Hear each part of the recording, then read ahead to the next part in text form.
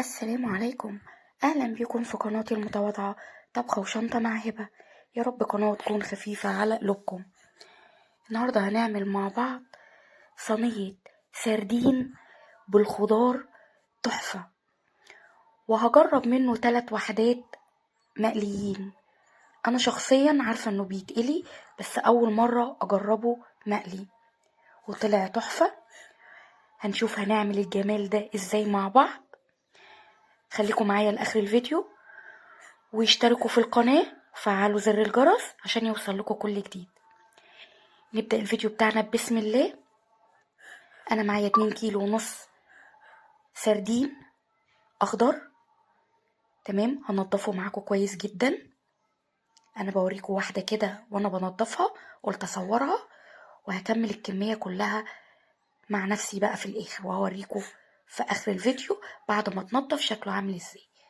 أنا بطلع اللي في قلبه كويس جدا، ودي فرشة أنا مخصصاها لتنظيف السمك، بنضف بيها قلبه كويس قوي وما بين السلسلة من بره ومن جوه لحد ما الاقي السلسلة دي كلها بيضة، تمام كده. هنضف كل كمية السردين بنفس الشكل، وبعد ما انضفه هجيب طبق فيه شوية دقيق، شوية مية وليمونة معصورة، تمام كده. وهحط فيه السمك السردين بتاعنا اللي انا منضفاه وغسلاه كويس، هنقعه في الدقيق بالليمون بالمية لحد ما يتنقع. هكون عملت الخلطة اللي هنتبل بيها السمك بتاعنا. دول راسين توم مفرومين، عليهم شوية ملح محترمين، شوية فلفل اسود، شوية كمون، ومعايا بهارات سمك. هي دي التتبيلة بتاعتنا. وهعصر ليمونة، وفي كمان معلقة بابريكا انا افتكرتها بعد ما عصرت الليمون. دول 3 ليمونات طبعا عشان 2 كيلو ونص سمك. انا عامله الخلطه كتيره شويه لان هقول لكم هاخد نصها هعمل بيها ايه. دي البابريكا، وقلب التتبيله بتاعتنا كويس جدا. ودي بطاطسايه بصلايه 4 قرون فلفل وليمونتين. معايا صينيه حلوه، هنزل بمعلقتين او 3 زيت واقطع الخضار بتاعنا زي ما انتوا شايفين كده، تقطيعه اللي تعجبكم، والبصلايه. واخد نص التتبيله دي اتبل بيها الخضار بتاعنا مع الطماطمايه. اصفي السردين اللي انا كنت نقعاه، اغسله تاني عشان ما يبقاش فيه ريحه اي زفاره، وامسكه اتبله معاكم بالتتبيله بتاعتنا اللي عملناها، وارصصه فوق الخضار البطاطس والفلفل والبصل. ودي البطروخ من جوه، في سمك كان البطروخ بتاعه حلو، وفي سمك كان البطروخ بتاعه مهري فرميته بصراحه. اعصر على الوش ليمونتين وشرايح ليمون ما بين كل سمكة والتانية كده. ودي كانت الصينية بتاعتنا خلصت.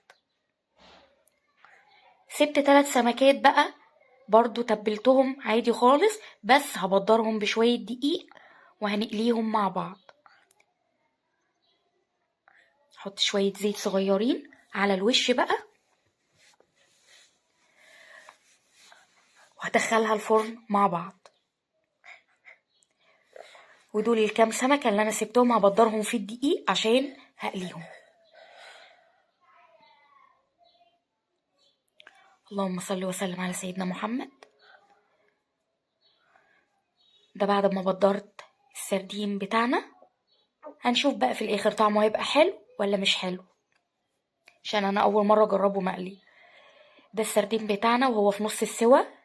الخضار نزل الميه بتاعته، ادخله يكمل سوا تاني.